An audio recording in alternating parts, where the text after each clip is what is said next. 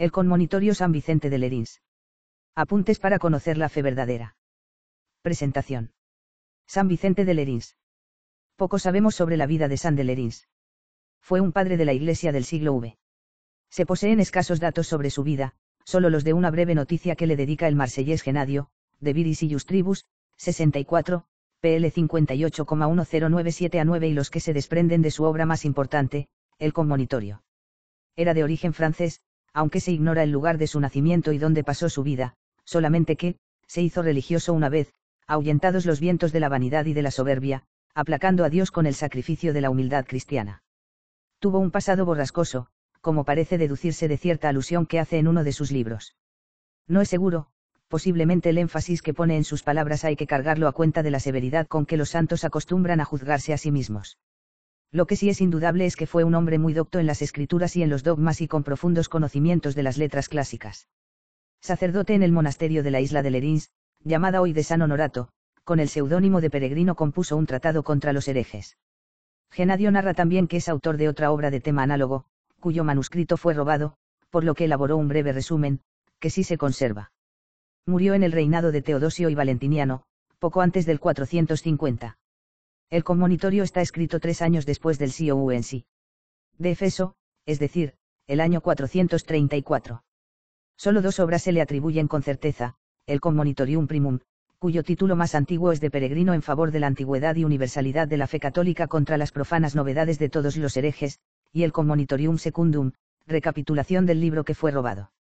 Se le atribuye también una otra titulada Abiexians Lerinianae, cuyo contenido conserva Próspero de Aquitania, Pro Augustino Responsiones al Capitula Objectionum Vincentianarum, pl 51,177-18, y un florilegio de frases de San Agustín concernientes a los misterios de la Santísima Trinidad y de la Encarnación, que conserva el CAD 151 de Ripoll bajo el siguiente título, Excerpta Sanctae Memoriae Vincentii Lirinensis Insulae Presbyteri ex Universo Beatae Recordationis Augustini ni unam collecta.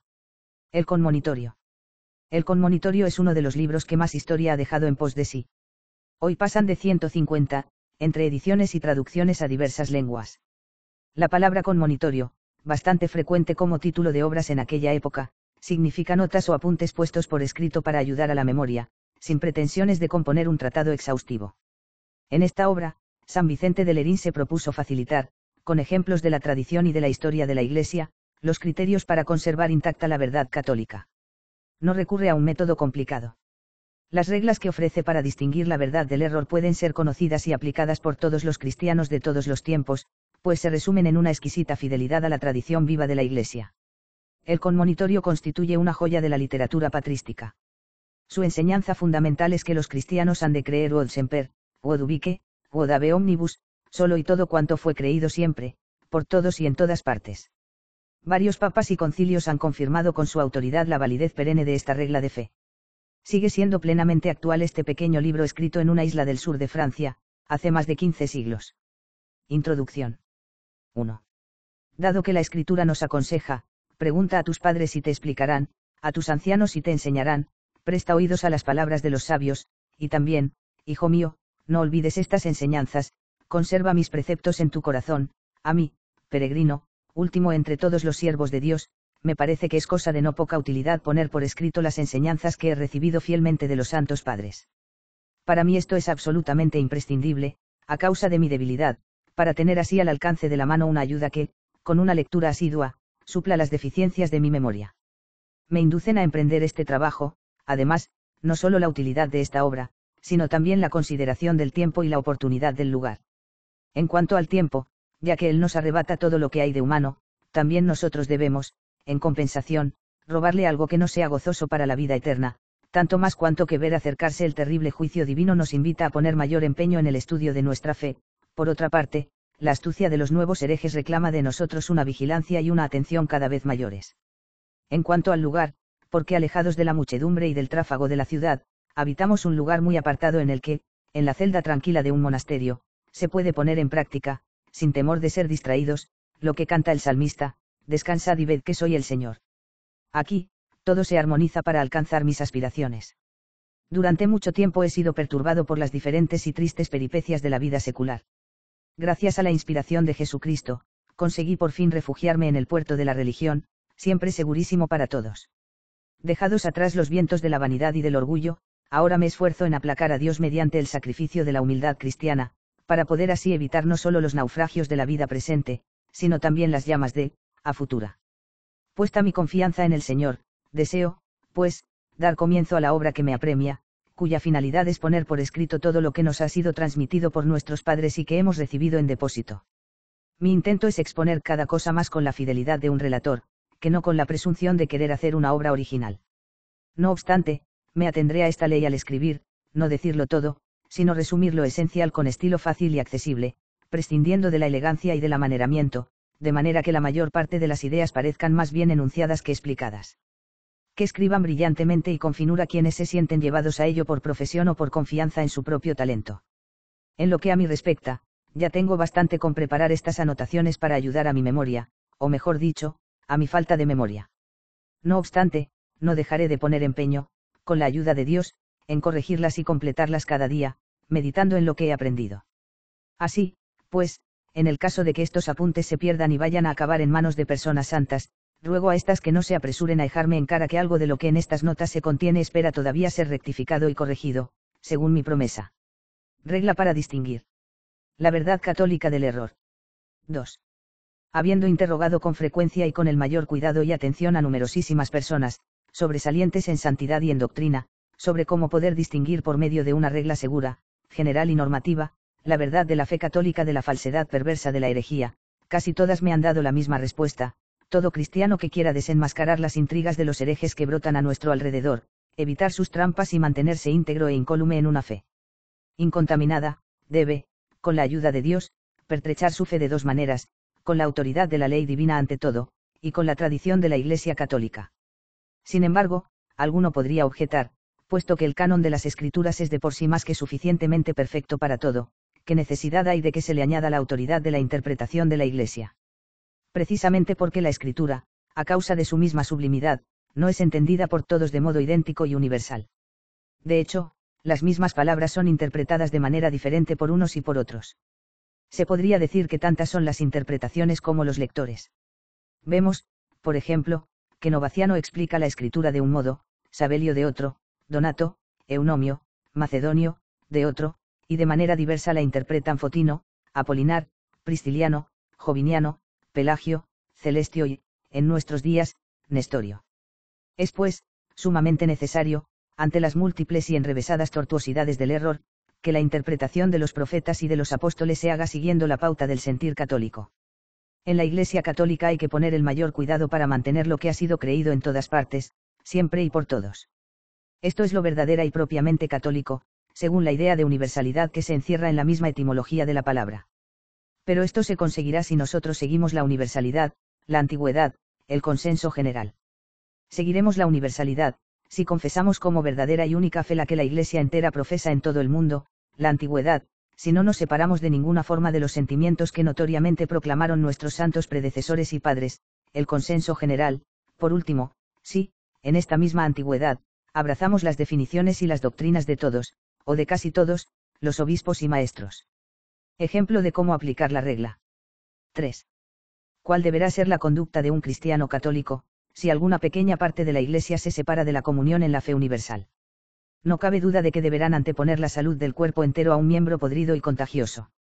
Pero, ¿y si se trata de una novedad herética que no está limitada a un pequeño grupo, sino que amenaza con contagiar a la Iglesia entera? En tal caso, el cristiano deberá hacer todo lo posible para adherirse a la antigüedad, la cual no puede evidentemente ser alterada por ninguna nueva mentira. Y si en la antigüedad se descubre que un error ha sido compartido por muchas personas, o incluso por toda una ciudad, o por una región entera, en este caso pondrá el máximo cuidado en preferir los decretos si los hay de un antiguo concilio universal, a la temeridad y a la ignorancia de todos aquellos. Y si surge una nueva opinión, acerca de la cual nada haya sido todavía definido, entonces indagará y confrontará las opiniones de nuestros mayores, pero solamente de aquellos que, siempre permanecieron en la comunión y en la fe de la única Iglesia católica y vinieron a ser maestros probados de la misma. Todo lo que haya que, no por uno o dos solamente, sino por todos juntos de pleno acuerdo, haya sido mantenido, escrito y enseñado abiertamente, frecuente y constantemente, sepa que él también lo puede creer sin vacilación alguna. Ejemplos históricos de recurso a la universalidad y a la antigüedad contra el error. 4. Para poner más de relieve cuanto he dicho, documentaré con ejemplos mis aserciones, tratando de ello con un poco de mayor detenimiento, para que no suceda que el deseo de ser breve a toda costa, me haga dejar atrás cosas importantes. En el tiempo de Donato, de quien han tomado el nombre los donatistas, una parte considerable de África siguió las delirantes aberraciones de este hombre. Olvidándose de su nombre, de su religión, de su profesión de fe, antepusieron a la Iglesia de Cristo la sacrílega temeridad de un solo individuo. Quienes se opusieron entonces al impío cisma permanecieron unidos a las iglesias del mundo entero y solo ellos entre todos los africanos pudieron permanecer a salvo en el santuario de la fe católica. Obrando así, dejaron a quienes habrían de venir el ejemplo egregio de cómo se debe preferir siempre el equilibrio de todos los demás a la locura de unos de pocos. Un caso análogo sucedió cuando el veneno de herejía arriana contaminó no ya una pequeña región, sino el mundo entero, hasta el punto de que casi todos los obispos latinos cedieron ante la herejía, algunos obligados con violencia, otros sacerdotes reducidos y engañados. Una especie de neblina ofuscó entonces sus mentes, y ya no podían distinguir, en medio de tanta confusión de ideas, cuál era el camino seguro que debían seguir. Solamente el verdadero y fiel discípulo de Cristo que prefirió la antigua fe a la nueva perfidia no fue contaminado por aquella peste contagiosa. Lo que por entonces sucedió muestra suficientemente los graves males a que puede dar lugar un dogma inventado. Todo se revolucionó, no solo relaciones, parentescos, amistades, familias, sino también ciudades, pueblos, regiones. El mismo Imperio Romano fue sacudido hasta sus fundamentos y trastornado de arriba abajo cuando la sacrílega innovación arriana, como nueva balouna o furia, sedujo incluso al emperador, el primero de todos los hombres. Después de haber sometido a sus nuevas leyes incluso a los más insignes dignatarios de la corte, la herejía empezó a perturbar, trastornar, ultrajar toda cosa, privada y pública, profana y religiosa.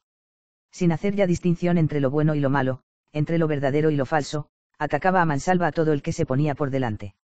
Las esposas fueron deshonradas, las viudas ultrajadas, las vírgenes profanadas.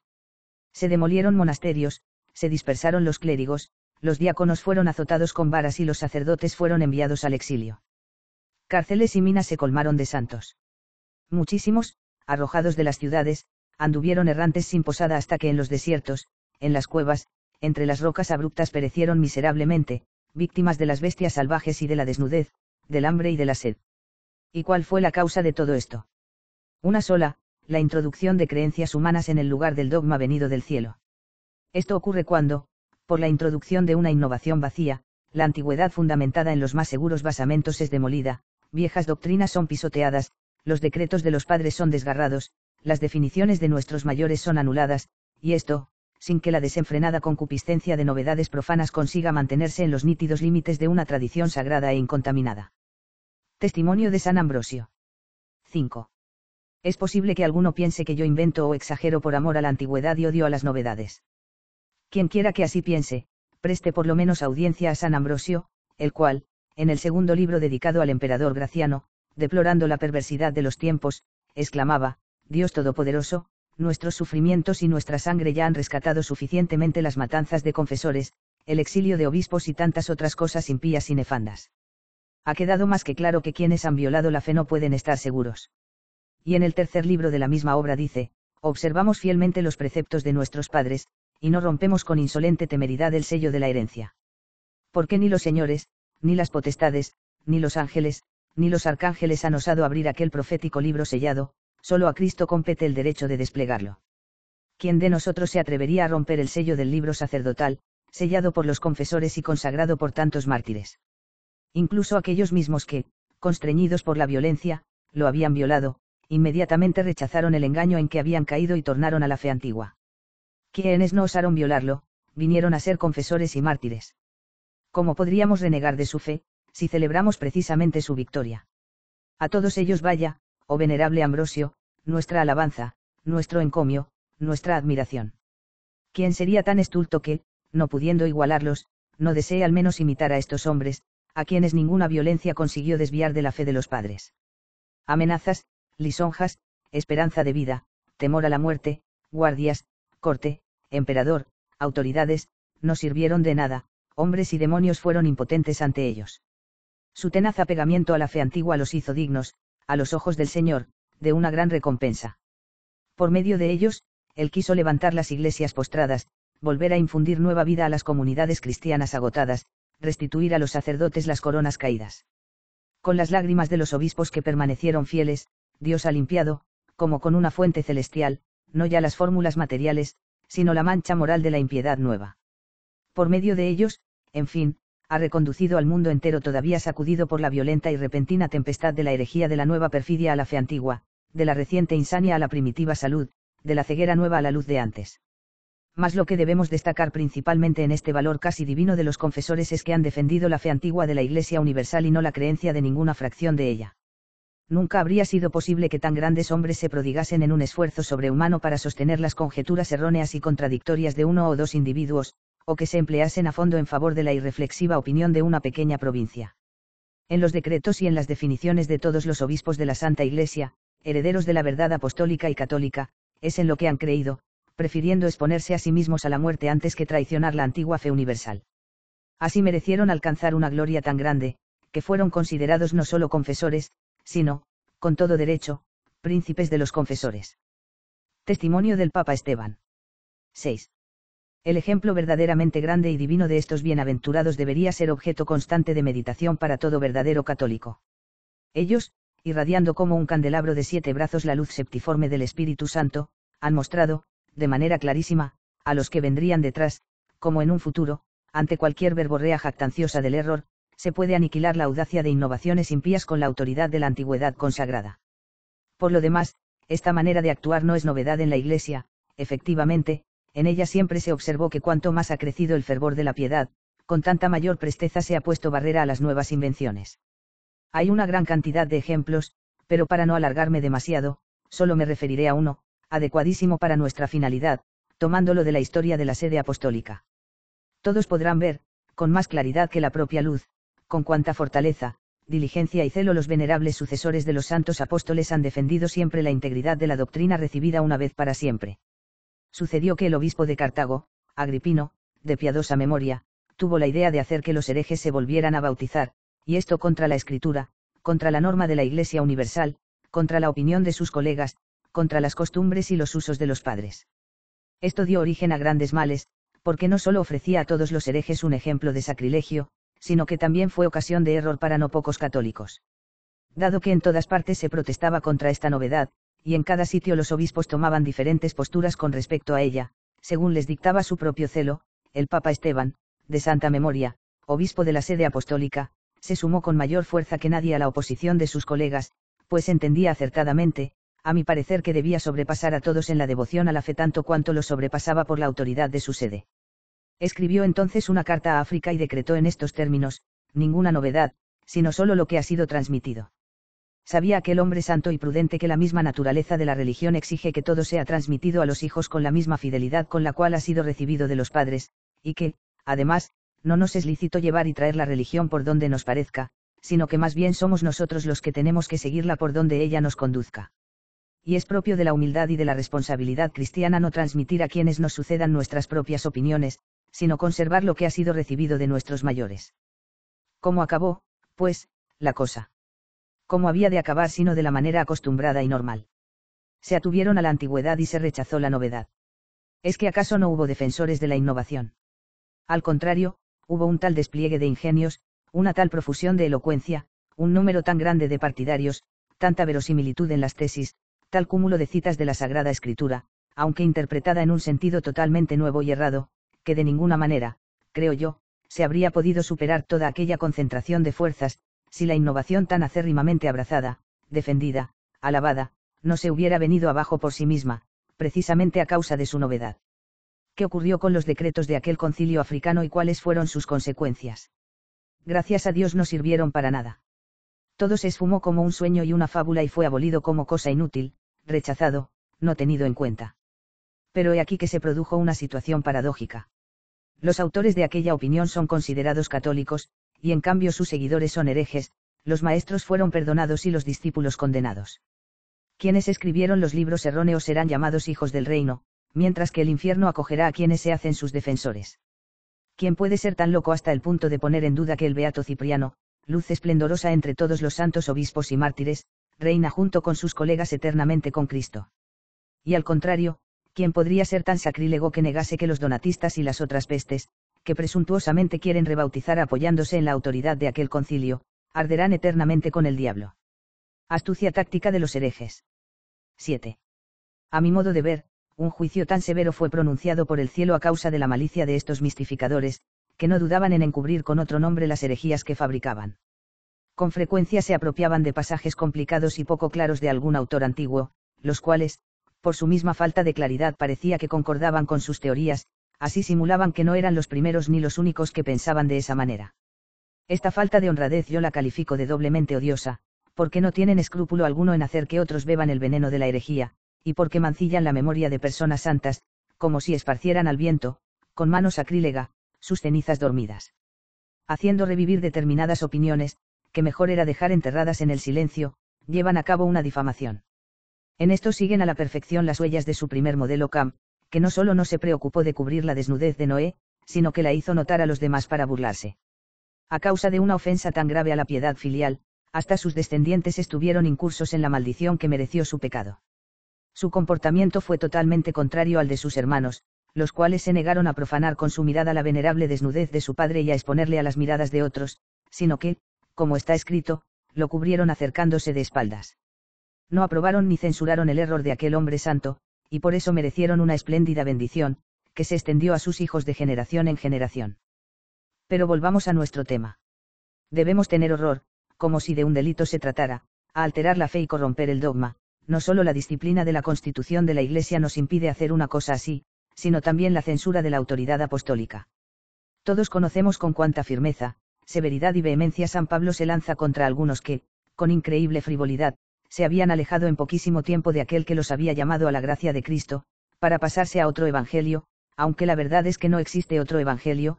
Además, se habían rodeado de una turba de maestros que secundaban sus caprichos propios, y apartaban los oídos de la verdad para darlos a las fábulas, incurriendo así en la condenación de haber violado la fe primera. Se habían dejado engañar por aquellos de quienes escribe el mismo apóstol en su carta a los hermanos de Roma: os ruego, hermanos, que os guardéis de aquellos que originan entre vosotros disensiones y escándalos, enseñando contra la doctrina que vosotros habéis aprendido, evitad su compañía. Estos tales no sirven a Cristo Señor nuestro, sino a su propia sensualidad, y con palabras dulces y con adulaciones seducen los corazones de los sencillos. Se introducen en las casas y hacen esclavas a las mujerzuelas cargadas de pecados y movidas por toda clase de deseos, las cuales, aunque siempre dispuestas a instruirse, no consiguen llegar nunca al conocimiento de la verdad. Charlatanes y seductores, revolucionan familias enteras, enseñando lo que no conviene, con el fin de adquirir una vil ganancia. Hombres de mente corrompida y descalificados en materia de fe, presuntuosos e ignorantes, que se enzarzan en discusioncillas y en diatribas estériles, privados de la verdad, piensan que la piedad es algo lucrativo. Como no tienen nada en qué ocuparse, se dedican al correteo, y no solo están ociosos, sino que son parlanchines e indiscretos, hablando de lo que no deben. Han despreciado una buena conciencia y han naufragado en la fe. Sus palabrerías fútiles y profanas hacen que cada vez vayan más adelante en la impiedad, y esas palabras suyas corroen como la gangrena. Con razón se ha escrito de ellos: no lograrán sus intentos, porque su necedad se hará patente a todos, como se hizo la de aquellos, lianas y mambres. Advertencia de San Pablo a los Gálatas. 8. Individuos de esa ralea, que recorrían las provincias y las ciudades mercadeando con sus errores, llegaron hasta los Gálatas. Estos, al escucharlos, experimentaron como una cierta repugnancia hacia la verdad, rechazaron el maná celestial de la doctrina católica y apostólica y se deleitaron con la sórdida novedad de la herejía.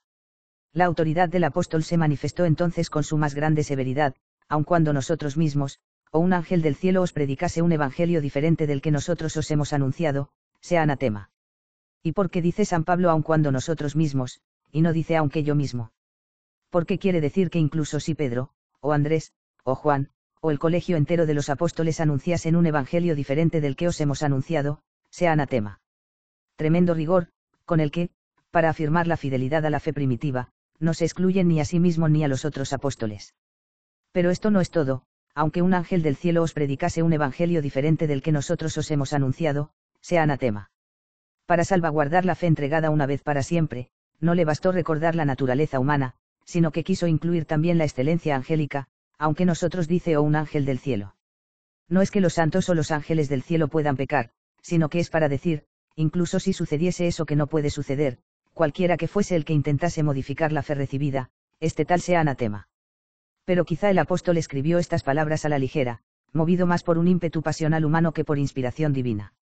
Continúa, sin embargo, y repite con insistencia y con fuerza la misma idea, para hacer que penetre, cualquiera que os anuncie un evangelio diferente del que habéis recibido, sea anatema.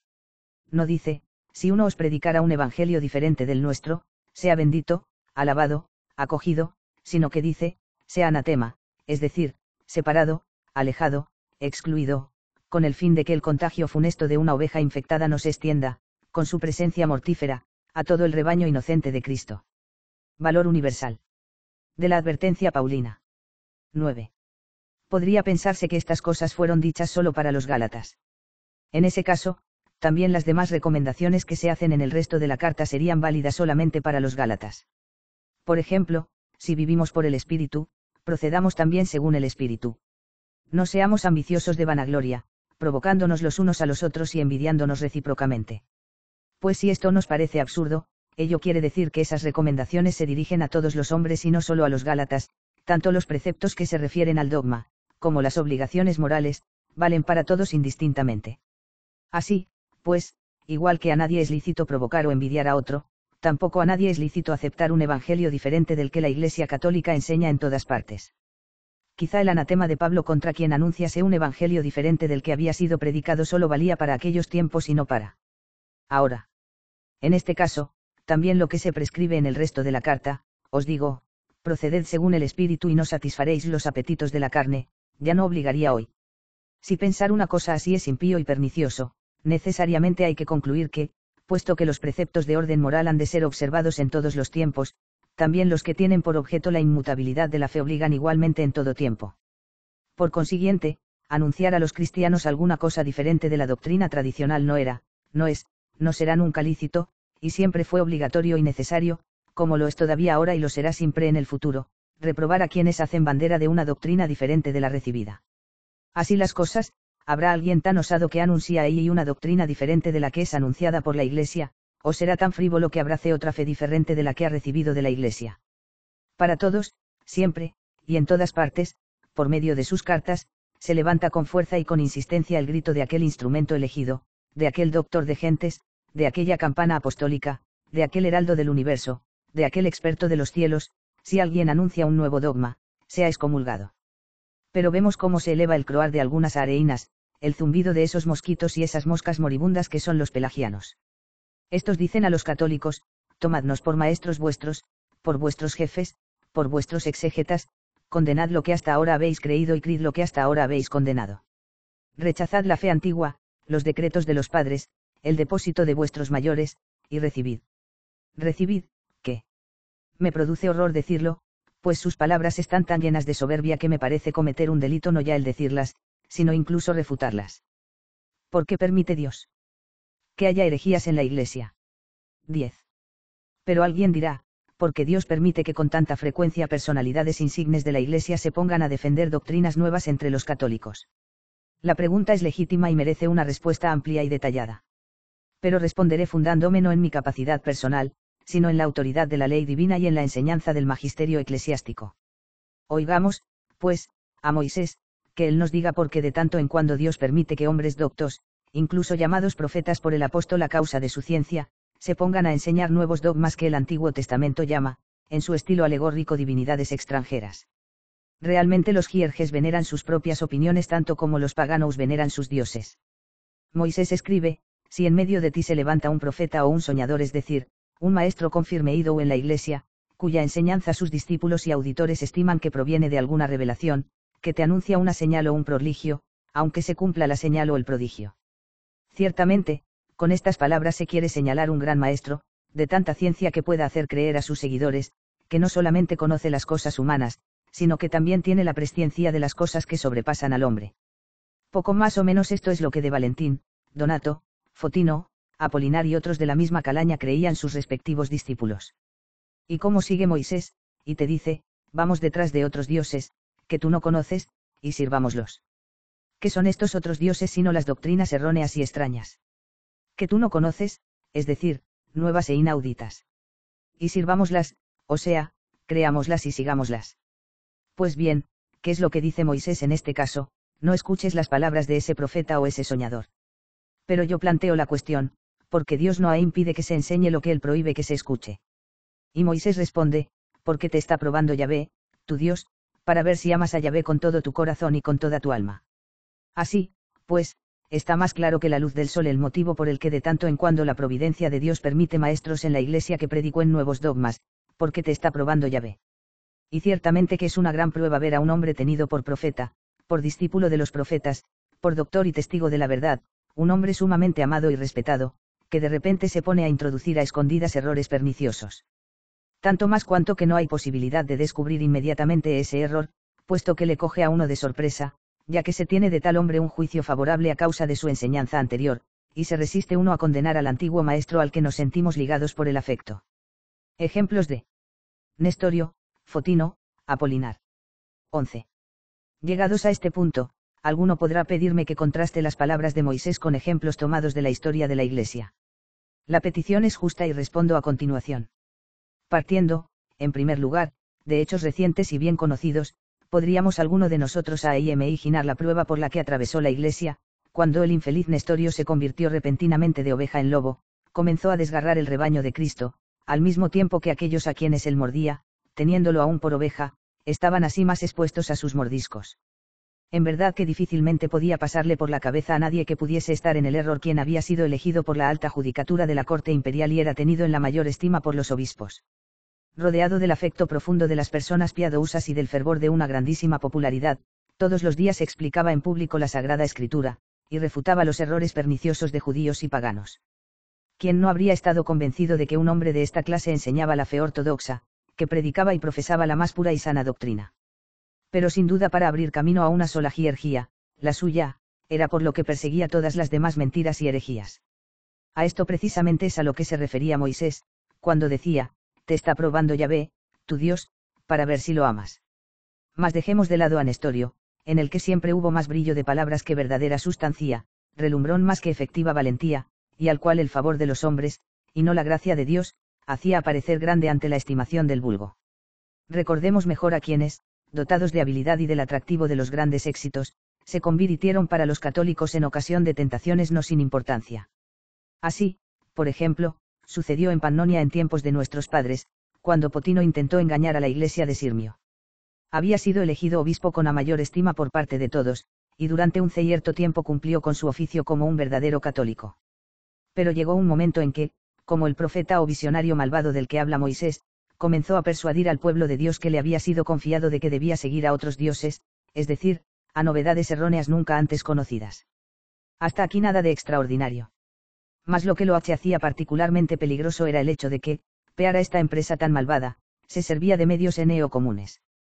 En efecto, poseía un agudo ingenio, riqueza de doctrina y óptima elocuencia, disputaba y escribía abundantemente y con profundidad tanto en griego como en latín, como lo muestran las obras que compuso en una y otra lengua. Por fortuna, las ovejas de Cristo que le habían sido confiadas eran muy prudentes y estaban vigilantes en lo que se refiere a la fe católica, inmediatamente se acordaron de las advertencias de Moisés, y aunque admiraban la elocuencia de su profeta y pastor, no se dejaron seducir por la tentación. Desde ese momento empezaron a huir, como si fuera un lobo, de aquel a quien hasta poco antes habían seguido como guía del rebaño.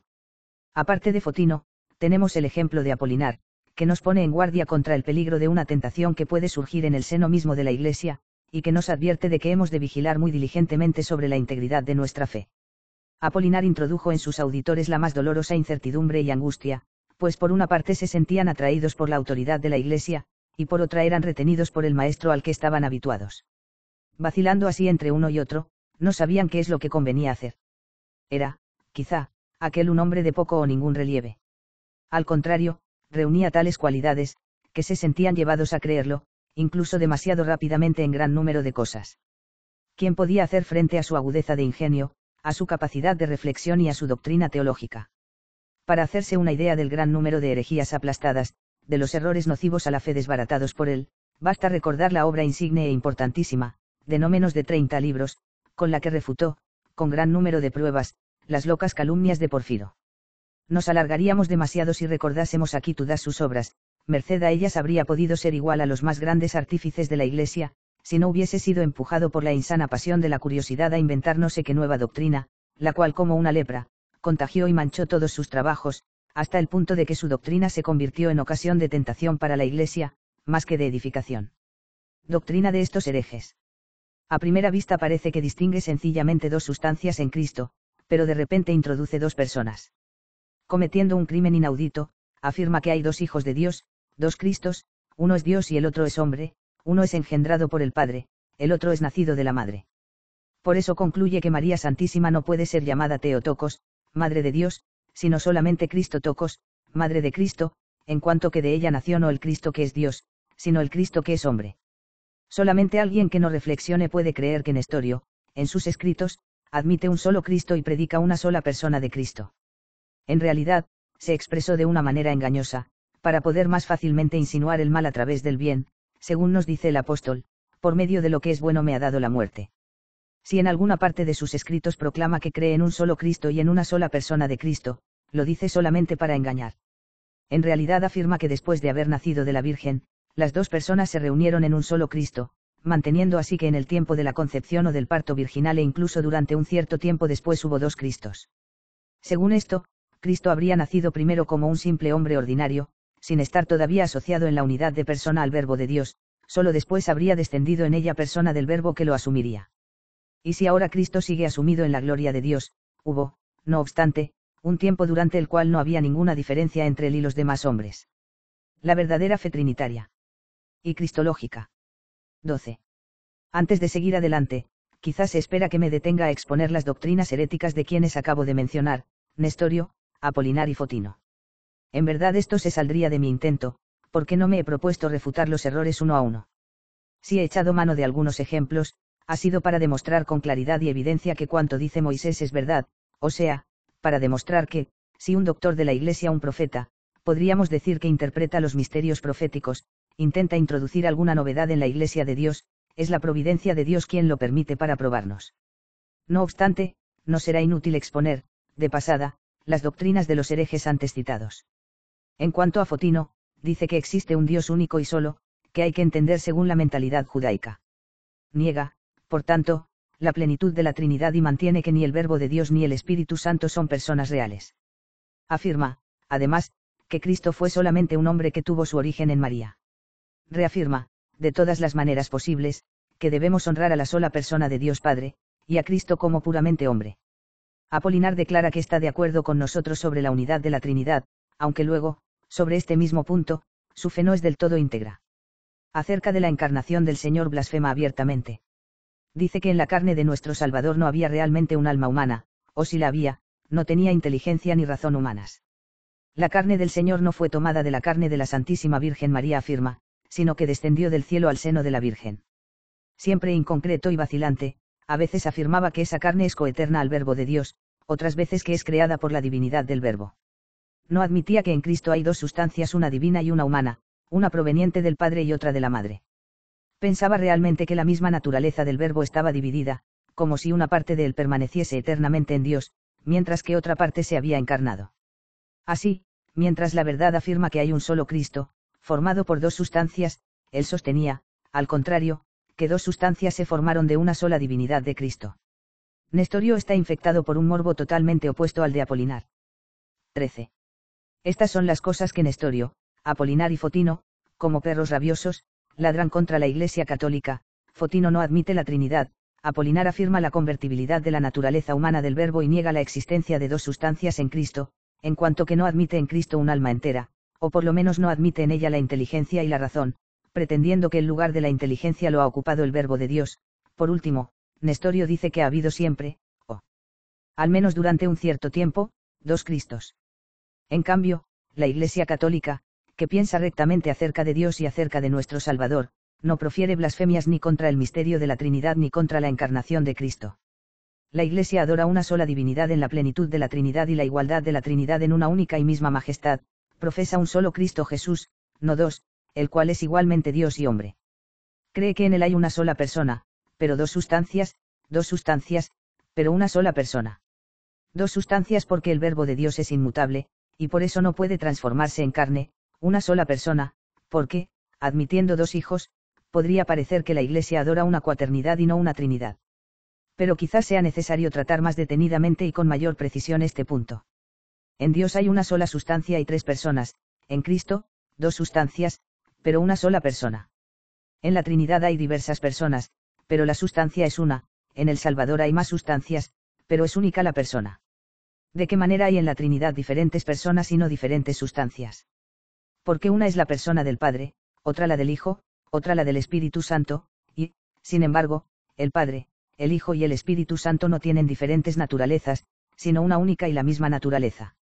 ¿Y cómo es que en el Salvador hay dos sustancias, pero no dos personas? Porque, evidentemente, una cosa es la sustancia divina y otra la sustancia humana, sin embargo, la divinidad y la humanidad no son dos Cristos, sino un único y el mismo Hijo de Dios, una sola y misma persona, la de un único y mismo Cristo e Hijo de Dios. Igual que en el hombre una cosa es la carne y otra es el alma, y el alma y el cuerpo no forman sino un único y mismo hombre. En Pedro y en Pablo una cosa es el alma y otra cosa es el cuerpo, pero el cuerpo y el alma de Pedro no forman dos Pedros, ni existe un Pablo alma y un Pablo carne, subsistentes cada uno por una doble y diferente naturaleza, la del alma y la del cuerpo. 3. Así, en un único y mismo Cristo hay dos sustancias, pero una es divina y la otra humana, una procede de Dios Padre, la otra de la Virgen Madre, la primera es coeterna e igual al Padre, la segunda es temporal e inferior al Padre, una es consustancial al Padre, la otra consustancial a la Madre, sin embargo, es un único e idéntico Cristo en ambas sustancias. No tenemos, pues, un Cristo Dios y un Cristo hombre, el primero increado y el segundo creado, uno impasible y el otro capaz de sufrir, uno igual al Padre y el otro inferior a él, uno engendrado por el Padre y el otro por la Madre. Existe un único y mismo Cristo que es Dios y hombre, increado y creado, inmutable, impasible, pero que al mismo tiempo ha estado sujeto a cambios y a sufrimientos, un único y mismo Cristo, el cual es juntamente igual e inferior al Padre, generado por el Padre antes de todos los siglos y nacido de la Madre en el tiempo, perfecto Dios y perfecto hombre.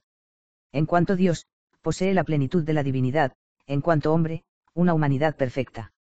Perfecta, repito, que comprende alma y carne, una carne verdadera como la nuestra, tomada de la Madre, un alma inteligente, dotada de pensamiento y de razón. En Cristo está, pues, el Verbo, el alma y el cuerpo, pero todo eso es un solo Cristo, un único Hijo de Dios, un único Salvador y Redentor nuestro. Un solo Cristo, no por una mezcolanza caraptabal de la divinidad con la humanidad por lo demás, incomprensible, sino por una total y singular unidad de persona. Esta unión no modificó ni transformó ni una sustancia ni la otra, que es el error propio de los arrianos, sino que más bien conjuntó en una sola cosa las dos naturalezas, de modo que en Cristo permanecen eternamente tanto la unicidad de una sola y misma persona como también las propiedades específicas de cada naturaleza. De aquí se sigue que Dios no ha comenzado nunca a ser cuerpo, ni el cuerpo cesará en ningún momento de ser tal. El ejemplo de la naturaleza humana puede darnos alguna luz al respecto. Cada hombre está compuesto de alma y cuerpo, y así será siempre, y nunca sucederá que el cuerpo se cambie en alma o el alma en cuerpo. Puesto que cada hombre vivirá para siempre en lo sucesivo, en cada uno permanecerá necesariamente siempre la diferencia en las dos sustancias. Así también en Cristo, la propiedad característica de cada sustancia persistirá por toda la eternidad, quedando siempre a salvo la unidad de persona. Realidad de la naturaleza humana de Cristo. 14.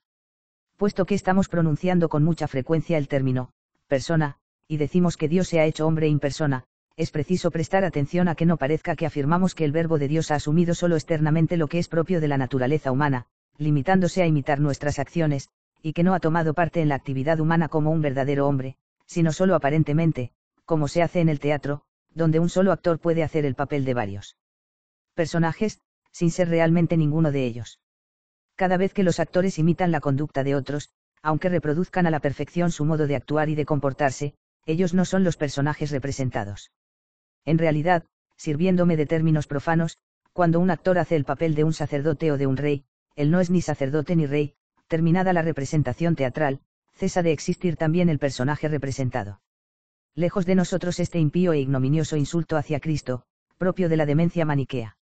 Estos predicadores de tonterías fantásticas afirman que el Hijo de Dios, Dios mismo, no ha asumido realmente la naturaleza humana, sino solo una apariencia de hombre en sus actos y en todo su comportamiento. La fe católica, en cambio, afirma que el Verbo de Dios se hizo hombre hasta el punto de asumir todo lo que pertenece a nuestra naturaleza, y no por vía de ficción o de apariencia, sino de una manera real y sustancial. Los actos humanos que llevaba a cabo eran actos suyos propios, y no imitación de actos de otro, su actuar era expresión de su ser. Como cuando nosotros hablamos, conocemos, vivimos, existimos, no imitamos a los hombres, sino que somos realmente tales. Pedro y Juan, por ejemplo, eran hombres porque tal era su ser, no por imitación. Pablo no fingía ser apóstol o Pablo, él era apóstol, él era Pablo. Así, el Verbo de Dios, asumiendo y poseyendo la carne, predicando, actuando, sufriendo en la carne sin ningún menoscabo de la propia naturaleza divina, se dignó mostrar que él no imitaba o fingía ser un hombre perfecto, sino que realmente era lo que parecía, hombre verdadero y no apariencia humana. Igual que el alma uniéndose a la carne, sin transformarse en carne, no imita al hombre, sino que lo constituye realmente, así también el Verbo de Dios, uniéndose a la naturaleza humana, sin modificarse o confundirse con ella, se ha hecho realmente hombre. No una imitación o una apariencia de hombre.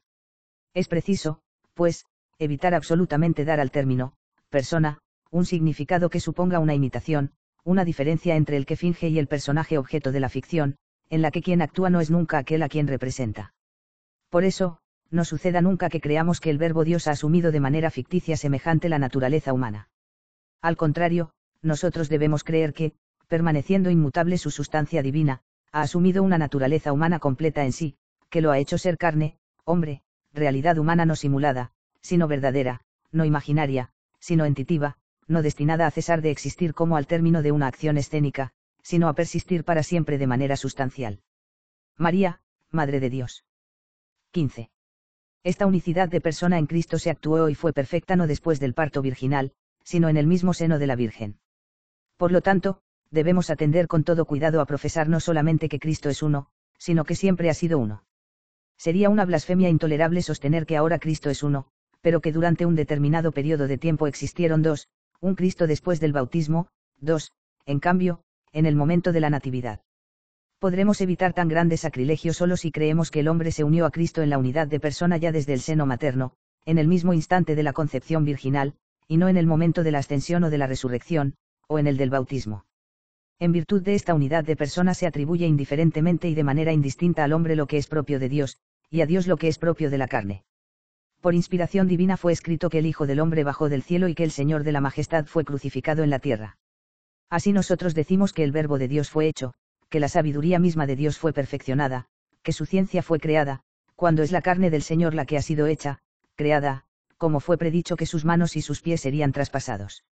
A causa de esta unidad de persona y en razón de este mismo misterio, es perfectamente católico creer que cuando nació la carne del Verbo de una madre incontaminada, fue el mismo Dios Verbo quien nació de una virgen. Negarlo sería una impiedad grande.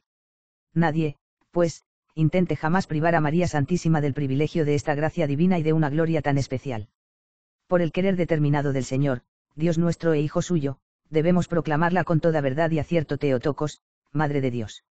No, ciertamente, entendiéndolo en el sentido de una herejía impía, la cual sostiene que María puede ser dicha Madre de Dios solo de nombre, en cuanto que ha engendrado a un hombre que después se convirtió en Dios, al modo como usamos comúnmente la expresión, madre de un sacerdote o madre de un obispo, no porque estas mujeres hayan engendrado a un presbítero o a un obispo, sino porque han pues tú en el mundo hombres que después se han hecho sacerdotes u obispos.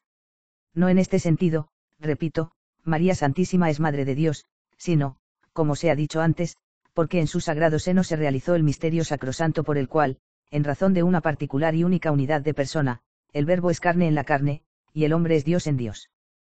Condenas y bendiciones. 16.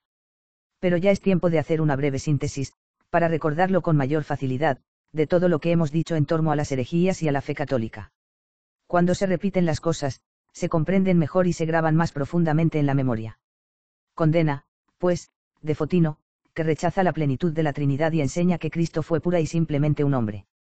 Condena de Apolinar, el cual sostiene que la divinidad de Cristo se transformó y se corrompió, negando así la propiedad de una humanidad perfecta. Condena de Nestorio, el cual afirma que Dios no ha nacido de una virgen, admite dos Cristos y, rechazando la fe en la Trinidad, nos propone una cuaternidad. Bendita, en cambio, la Iglesia Católica, que adora a un solo Dios en la plenitud de la Trinidad y la igualdad de las tres personas divinas en una única divinidad, de manera que ni la unidad de sustancia diluye la propiedad de las personas, ni su distinción rompe la unidad de la divinidad. Bendita la Iglesia, la cual cree que en Cristo hay dos sustancias reales y perfectas, pero que es única la persona de Cristo. La distinción entre las dos naturalezas no escinde la unicidad de persona, ni la unicidad de persona confunde las dos naturalezas diferentes. Bendita la Iglesia, que para proclamar que Cristo es y ha sido siempre uno profesa que el hombre se unió a Dios en el seno mismo de la madre, y no después del parto. Bendita sea esta Iglesia, la cual comprende que Dios se ha hecho hombre, no por una modificación de su naturaleza, sino en virtud de la persona, no de una persona ficticia o provisional, sino real y permanente. Bendita la Iglesia, la cual enseña que esta unicidad de persona es hasta tal punto profunda, que atribuye al hombre, por un misterio admirable e inefable, lo que es de Dios y a Dios lo que es del hombre. En virtud de esta unicidad, la Iglesia no teme afirmar que el hombre, en cuanto Dios, descendió del cielo, y creer que Dios, en cuanto hombre, nació en la tierra, padeció y fue crucificado. Consecuencia de esta unicidad, la Iglesia confiesa que el hombre es hijo de Dios y que Dios es hijo de una virgen. Bendita, pues, y veneranda, bendita y sacrosanta es esta profesión de fe, totalmente comparable a la alabanza angélica que da gloria al único Señor Dios con una trina exaltación de su divinidad. La Iglesia predica la unicidad de Cristo principalmente por esto, para respetar el misterio de la Trinidad. Todo lo que he dicho en esta digresión, si a Dios place, lo trataré de manera más amplia y completa en otra ocasión. Ahora volvamos a nuestro tema. La caída de Orígenes. 17. Decíamos que en la Iglesia de Dios el error de un maestro es una tentación para los fieles, tentación tanto mayor cuanto más docto es el que yerra. He probado esto ya con la autoridad de la Escritura, después con ejemplos de la historia eclesiástica, recordando aquellos hombres que fueron tenidos durante cierto tiempo por plenamente ortodoxos y que acabaron en una secta católica o incluso fundaron una herejía. Este es un aspecto muy importante, que por lo mismo es necesario conocer y tener siempre presente, incluso ilustrado con gran número de ejemplos para hacer que penetre bien en la mente, con el fin de que los verdaderos católicos sepan que deben recibir a los doctores con la Iglesia, y no abandonar la Iglesia por los doctores. Yo podría aducir numerosos ejemplos de tal clase de tentación, pero pienso que ninguno es comparable al caso de Orígenes. Poseía cualidades tan excepcionales y maravillosas que cualquiera habría prestado fe, desde el primer momento, a todas sus afirmaciones. Pues si la vida edifica la autoridad de una persona, él fue un hombre de gran laboriosidad, castidad, paciencia y constancia no comunes. Y si consideramos su cuna y su ciencia, ¿quién más noble que él? Nació de una familia ilustrada por el martirio, y después de haber sido privado de padre y de hacienda, por la causa de Cristo, salió adelante en medio de las estrechuras de una santa pobreza, sufriendo con frecuencia, según nos han contado siempre, por confesar el nombre del Señor. Poseía otras muchas dotes, que después se mudaron en motivos de tentación. Su inteligencia era tan vasta, penetrante, aguda, noble, que no tenía rival.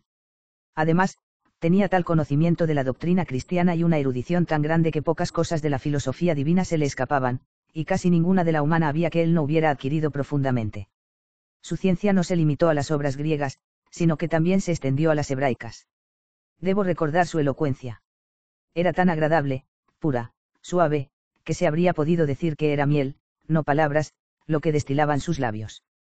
No había cuestión difícil de exponer que él no hiciese límpida con la fuerza de su razonamiento, ni cosas que parecían arduas que él no hiciese facilísimas.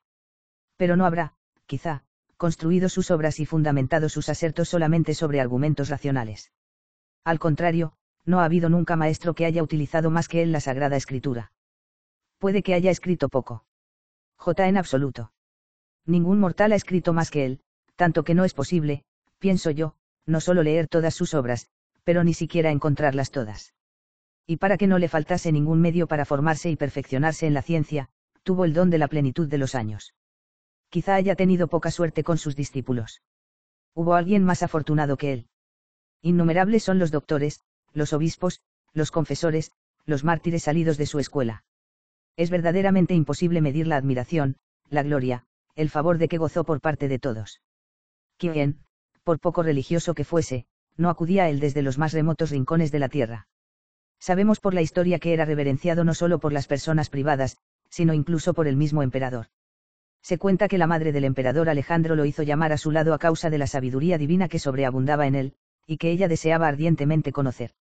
Otro testimonio lo encontramos en las cartas que escribió, con autoridad de maestro, al emperador Felipe, primer príncipe de Roma, que se hizo cristiano.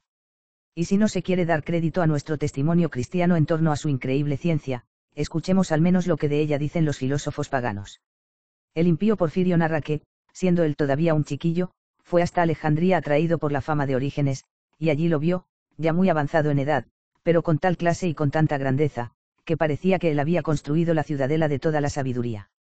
Pero se nos echaría la noche encima antes de que yo pudiese exponer, ni siquiera sucintamente, una mínima parte de las dotes insignes que se encontraban juntas en ese hombre. Sin embargo, todas estas cualidades no sirvieron solamente para la gloria de la religión, sino también para hacer la tentación más peligrosa. Nadie se habría encontrado dispuesto a abandonar a un hombre de tan gran ingenio, de doctrina y dotes tan eximias, cualquiera habría repetido la sentencia: es preferible estar equivocado con Orígenes que tener razón con los demás. Se podría añadir algo más. La tentación que esta gran personalidad, este doctor y profeta insigne provocó no fue de poca monta, sino que fue de tal envergadura, como demuestra el resultado final, que desvió a muchísimos de la integridad de la fe. Por haber abusado con temeridad de la gracia de Dios, por haber hecho demasiadas concesiones a su inteligencia y puesto una confianza desmesurada en sí mismo, por haber considerado en poco la antigua sencillez de la religión cristiana, presumiendo en cambio de saber más que los otros, por haber despreciado las tradiciones de la Iglesia y el magisterio de los antiguos, interpretando de manera totalmente novedosa algunos pasajes de la Sagrada Escritura. Por todo eso, Orígenes, aun siendo tan eminente y extraordinario como era, mereció que también a propósito de él se le dijese a la Iglesia de Dios: si en medio de ti se levanta un profeta, no escuches las palabras de ese profeta, porque te está probando Yahvé, tu Dios, para ver si le amas o no. Y, por cierto, no fue esta una prueba indiferente para la Iglesia que, confiando en él y arrebatada por la admiración de su ingenio, de su ciencia, de su elocuencia, de su modo de vivir, de su autoridad, sin sospechar nada ni temer nada, se veía arrancada de a antigua fe y deslizarse hacia novedades profanas. Alguno dirá: las obras de Orígenes fueron interpoladas y amañadas. Lo concedo, e incluso desearía que lo hubiesen sido todavía más. Hay muchos que hablan y escriben acerca de estas interpolaciones, y no solo católicos, sino también herejes. Lo que yo quiero subrayar es el hecho de que, aunque los libros no hayan sido escritos por Orígenes, sino empleando su nombre, fueron igualmente ocasión de gran tentación. Hormiguean de afirmaciones impías, pero son leídos y apreciados como si fuesen de Orígenes y no de otros. Así, aunque no fuera su intención emitir errores, sin embargo, estos fueron difundidos bajo la autoridad de su nombre. El escándalo de Tertuliano. 18. Lo mismo ocurrió con Tertuliano, el cual fue el más grande entre nuestros latinos, como Orígenes lo fue entre los griegos. ¿Quién fue más docto que él? ¿Quién más experto tanto en las cosas divinas como en las humanas? Con la maravillosa capacidad de su mente se paseaba por el conocimiento de toda la filosofía, de las escuelas filosóficas, de sus fundadores y seguidores, de todas sus disciplinas, de la historia y de las más variadas ramas del saber. Dotado de un ingenio fuerte y profundo, no había dificultad que se propusiera resolver y que no superase y conquistase con su inteligencia aguda y poderosa. ¿Quién sería capaz de alabar cómo se debe la estructura y el estilo de sus composiciones? Todo está en ellas concadenado con tal necesidad lógica, que obliga a sentir con él a aquellos a quienes no consigue convencer. Se puede decir que en él cada palabra es una sentencia, cada afirmación una victoria. Saben muy bien esto los discípulos de Marción, de Apeles, de Práxeas, de Hermógenes, los judíos, los paganos, los gnósticos y todos los demás, cuyas blasfemias fulminó, demolió y destruyó con sus muchos y poderosos libros. Sin embargo, también él, ese Tertuliano que había llevado a cabo todas estas cosas por haber sido poco tenaz en apegarse al dogma católico, o sea, a la fe antigua y universal, y más elocuente que profundo, al final cambió sus ideas, como dice de él el bienaventurado confesor Hilario. Con ese error final privó de toda autoridad a sus alabados escritos. Así, pues, también él fue para la Iglesia ocasión de gran tentación. No quiero añadir más, sino solo recordar que por haber afirmado, sin tener en cuenta el precepto de Moisés, que las nuevas furias de Montano surgidas en la Iglesia y las locas fantasmagorías de mujeres delirantes de nuevos dogmas eran verdaderas profecías, mereció que de él y de sus escritos se dijera: si en medio de ti se levanta un profeta, no escuches las palabras de ese profeta. ¿Por qué? Porque te está probando Yahvé, tu Dios, para ver si le amas o no. Función providencial de estos ejemplos. 19. El número y la importancia de estos ejemplos eclesiásticos, y de muchos otros del mismo género, no puede dejar de hacernos prudentes, y nos muestran a una luz más clara que la del sol que, según lo que nos dice el Deuteronomio, si un doctor se desvía de la fe, es la providencia de Dios la que lo permite, para ver si amamos a Dios con todo el corazón y con toda nuestra alma. El católico verdadero y el hereje. 20. De todo lo que hemos dicho, aparece evidente que el verdadero y auténtico católico es el que ama la verdad de Dios y a la Iglesia, cuerpo de Cristo, aquel que no antepone nada a la religión divina y a la fe católica, ni la autoridad de un hombre, ni el amor, ni el genio, ni la elocuencia, ni la filosofía, sino que despreciando todas estas cosas y permaneciendo sólidamente firme en la fe, está dispuesto a admitir y a creer solamente lo que la Iglesia siempre y universalmente ha creído.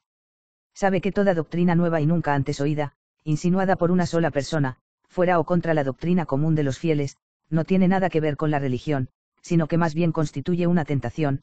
Adoctrinado en esto especialmente por las palabras del apóstol Pablo, es necesario que incluso haya herejías, para que se descubran entre vosotros los que son de una virtud probada. Como si dijera, Dios no extirpa inmediatamente a los autores de herejías, para que se manifiesten los que son de una virtud probada, es decir, para que aparezca en qué medida cada cual es tenaz, fiel, constante en el mor a la fe católica. Y verdaderamente, apenas un viento de novedades empieza a soplar, inmediatamente se ve cómo los granos cuajados del trigo se separan y se distinguen de la cascarilla sin peso, y sin gran esfuerzo es arrojado fuera de la era lo que no está sostenido por peso alguno. Algunos vuelan inmediatamente, otros, en cambio, trastornados y desalentados, temen perecer, pero se avergüenzan de regresar, apaleados como están y más muertos que vivos, parece exactamente como si hubieran bebido una dosis de veneno que ya no pueden eliminar y que, aunque no los mata de golpe, no les permite seguir realmente viviendo. Situación desgraciada. Cuántas aflicciones violentas, cuántas turbaciones les asaltan.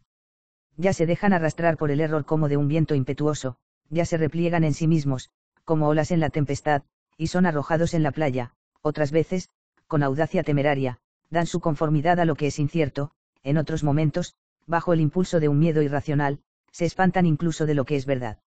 No saben ya dónde ir, a dónde volver, no saben lo que quieren, no saben de qué deben huir, no saben lo que debe ser mantenido y lo que, por el contrario, debe ser rechazado. Y si al menos supiesen que estas dudas y esta angustia de un corazón malamente vacilante son el remedio que la misericordia divina les ha preparado. Por esto precisamente, lejos del puerto segurísimo de la fe católica, son sacudidos, golpeados, como inmersos en la tempestad, con el fin de que, recogidas y amainadas las velas de la mente, que estaban tendidas al largo y desplegadas a los vientos infieles de las novedades, vuelvan a buscar morada en el refugio confiado de su madre buena y tranquila y, rechazadas las olas amargas y alborotadas del error, puedan alcanzar la fuente de aguas vivas y saltarinas y beber de ella. Que, desaprendan, bien lo que no hicieron bien en aprender, y que comprendan, de todos los dogmas de la Iglesia, lo que la inteligencia puede comprender, lo que no puedan comprender, que lo crean. Oh Timoteo, guarda el depósito. 21. Pensando y repensando dentro de mí estas cosas, no dejo de admirarme ante la inmensa locura de algunos hombres, ante la impiedad de su mente cegada y ante la pasión desenfrenada del error, que no les deja satisfechos con una norma de fe tradicional y recibida de la antigüedad, sino que cada día andan buscando cosas nuevas y arden continuamente en deseos de cambiar, de añadir, de quitar algo a la religión. Como si esta no fuese un dogma celestial, que ya es suficiente que haya sido revelado una vez para siempre, como si fuera una institución humana, que no puede llegar a ser perfecta sino mediante asiduas enmiendas y correcciones. Y, sin embargo, tenemos la palabra divina que proclama, no traspases los linderos antiguos que pusieron tus padres, no tengas litigios con el juez, y también, el que echa abajo un muro es mordido por la serpiente. Además está el mandato del apóstol, con el cual, como si fuera una espada espiritual, han sido decapitadas y lo serán siempre todas las malvadas novedades heréticas. Oh Timoteo, guarda el depósito, evitando las novedades profanas en las expresiones y las contradicciones de la falsa ciencia, que, al profesarla algunos, vinieron a perder la fe. Después de estas advertencias habrá todavía hombres tan osados y testarudos, de una cabezonería más dura que el acero, que no se dobleguen bajo el peso de tal elocuencia celestial, que no se sientan aplastados por semejante autoridad, hechos pedazos por martillazos como esos, reducidos a cenizas por rayos de esa clase. Evita, dice el apóstol, las novedades profanas en las expresiones. No dice la antigüedad, la vetustez. Muestra claramente lo contrario, si tenemos en cuenta las consecuencias de lo que ha dicho, si se debe evitar la novedad, hay que atenerse a la antigüedad, si la novedad es impía, la antigüedad es sagrada. Y las contradicciones de una falsa ciencia. Verdaderamente que sólo como falsa ciencia puede ser calificada la doctrina de los herejes, los cuales enmascaran su propia ignorancia llamándola ciencia, del tiempo revuelto dicen que está sereno, a la tiniebla la llaman luz. Al profesarlas algunos, vinieron a perder la fe. ¿Qué es lo que anunciaron estos, que les hizo prevaricar, si no fue una doctrina nueva e ignorada? Puedes escuchar cómo dicen algunos, venid, pobres ignorantes, los que sois comúnmente llamados católicos, y aprended la fe verdadera, que, aparte de nosotros, nadie entiende. Permaneció oculta durante muchos siglos, pero ahora ha sido revelada y manifestada. Mas aprendedla en secreto. Os dará alegría. Una vez la hayáis aprendido, enseñadla a otros, pero ocultamente, para que no os odie el mundo ni lo sepa la Iglesia, porque solo a unos pocos les es dado conocer el secreto de tan gran misterio. Pero, ¿es que acaso no son estas palabras las mismas que leemos en los Proverbios de Salomón, dirigidas por la prostituta a los que pasan y van su camino, el estúpido que venga acá? Ya los pobres de mente les exhorta diciendo, tomad este pan de tapadillo, bebed estas dulces aguas hurtadas. Pero, ¿qué es lo que también encontramos escrito?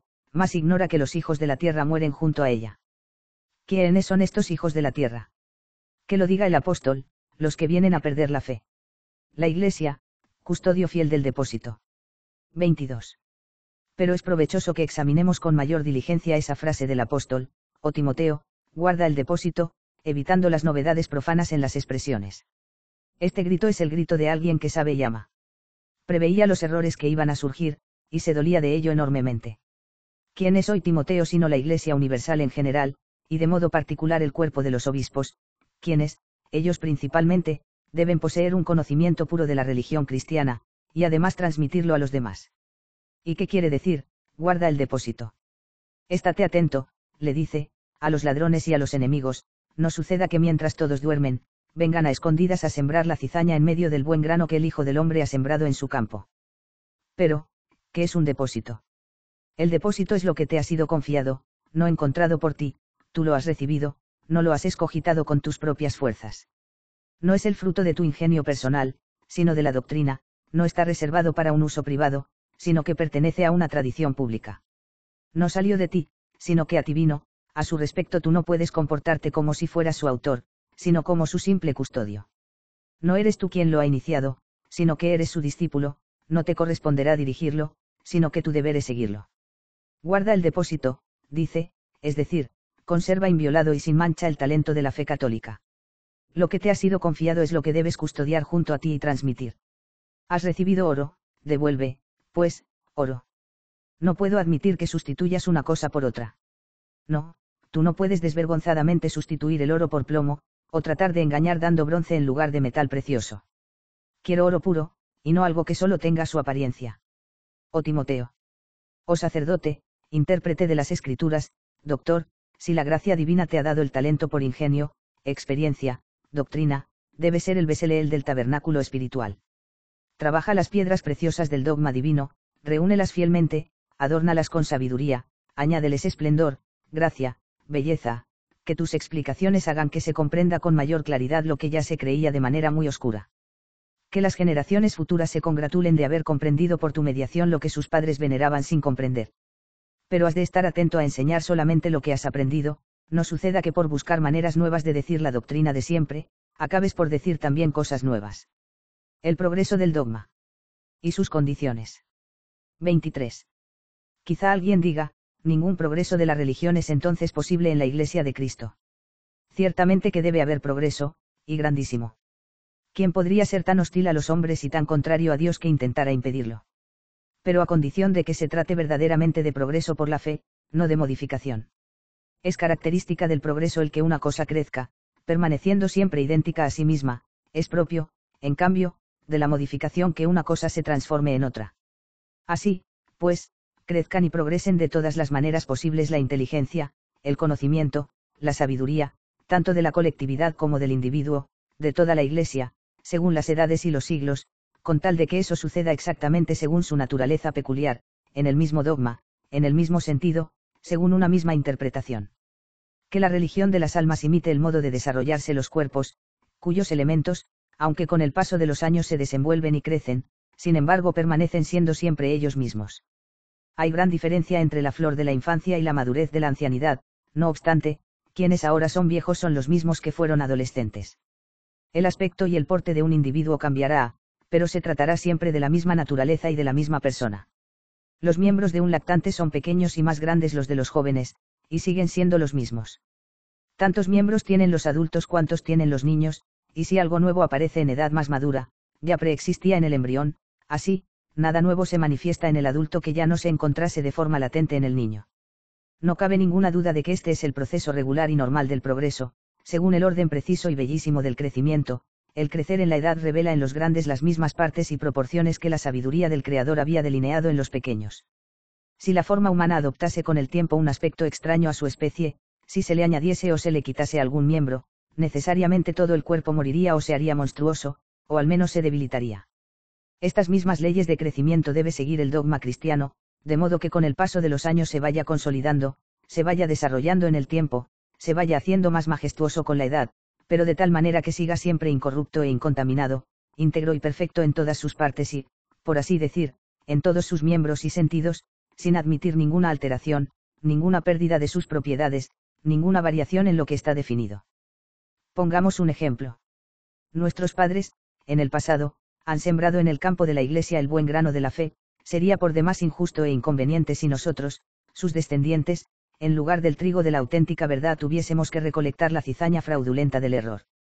En cambio, es justo que la siega corresponda a la siembra y que recojamos, cuando el grano de la doctrina llega a la madurez, el trigo del dogma. Si con el paso del tiempo, una parte de la semilla original se ha desarrollado alcanzando felizmente la plena madurez, no se puede decir que haya cambiado el carácter específico de la semilla, puede darse un cambio en el aspecto, en la forma, una concreción más precisa, pero la naturaleza propia de cada especie permanece intacta. No suceda jamás, pues, que los rosales de la doctrina católica se transformen en cardos espinosos. No suceda jamás, repito, que en este paraíso espiritual donde retoñan el cinamono y el bálsamo, despunten a escondidas la cizaña y el acónito. Todo lo que la fe de los padres ha sembrado en el campo de Dios que es la Iglesia, es lo que debe ser cultivado y custodiado por el celo de los hijos, solamente esto debe florecer, y no otra cosa, debe florecer y madurar, crecer y alcanzar la perfección. Es legítimo que los antiguos dogmas de la filosofía celestial, al correr de los siglos, se afinen, se limen, se pulan, pero sería impío cambiarlos, desfigurarlos, mutilarlos. Adquieran, al contrario, mayor evidencia, claridad, precisión, pero es necesario que conserven siempre su plenitud, integridad, propiedad. Si se concediese, aunque fuera para una sola vez, permiso para cualquier mutación impía, no me atrevo a decir el gran peligro que correría la religión de ser destruida y aniquilada para siempre. Si se cede en cualquier punto del dogma católico, después será necesario ceder en otro, y después en otro más, y así hasta que tales abdicaciones se conviertan en algo normal y lícito.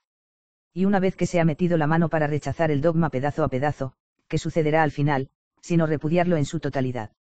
Si se empieza a mezclar lo nuevo con lo antiguo, lo extraño con lo que es familiar, lo profano con lo sagrado, en breve este desorden se difundirá por todas partes, y nada en la Iglesia permanecerá intacto, íntegro, sin mancha, y donde antes se levantaba el santuario de la verdad pura e incorrupta, precisamente en ese lugar, se levantará un lupanar de infamias y de torpes errores. Que la misericordia divina mantenga alejado de la mente de los suyos este crimen, que esto no sea más que una locura de los impíos. La Iglesia de Cristo, custodio vigilante y prudente de los dogmas que le han sido confiados, no cambia nunca nada en ellos, ni les quita o añade nada, no rechaza lo que es necesario ni añade lo que es superfluo, no deja que se le escape lo que es suyo ni se apropia de lo que pertenece a otros. Al tomar cautelosamente con fidelidad y prudencia las doctrinas antiguas, solo busca hacer con sumo celo lo siguiente: perfeccionar y perfilar lo que ha recibido de la antigüedad de una manera solamente esbozada, consolidar y reforzar lo que ha sido expresado con precisión, custodiar lo que ha sido ya confirmado y definido.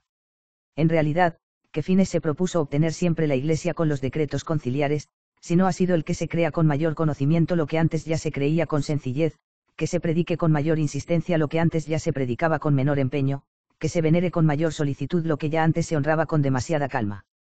Esto y no otra cosa ha hecho siempre la Iglesia con los decretos de los concilios, provocada por las innovaciones de los herejes, transmitir a la posteridad en documentos escritos lo que había recibido de nuestros padres mediante solo la tradición, resumir en fórmulas breves una gran cantidad de nociones y, más frecuentemente, con el fin de ilustrar la inteligencia, especificar con términos nuevos y apropiados una doctrina no nueva. Estar en guardia ante los herejes. 24. Pero volvamos a la exhortación del apóstol: oh Timoteo, guarda el depósito, evitando las novedades profanas en las expresiones. Evítalos, le dice, como se hace con una víbora, con un escorpión, con un basilisco, para que no solamente el contacto, pero ni siquiera su vista y su aliento te hieran. Ahora bien, ¿qué significa evitar? Con gente así no debéis ni tomar bocado. Y también, si viene alguno a vosotros, y no trae esta doctrina, ¿y qué doctrina?, sino la católica universal, que permanece siendo única e idéntica a través de los siglos, en una incorrupta tradición de verdad, y que permanecerá así siempre, no le recibáis en casa, ni le saludéis. Porque quien le saluda participa en sus acciones perversas. El apóstol nos hablaba de novedades profanas en las expresiones. Ahora bien, profano es uno o que no tiene nada de sagrado ni religioso, y es totalmente extraño al santuario de la Iglesia, templo de Dios. Las novedades profanas en las expresiones son, pues, las novedades concernientes a los dogmas, cosas y opiniones en contraste con la tradición y la antigüedad. Su aceptación implicaría necesariamente la violación poco menos que total de la fe de los santos padres.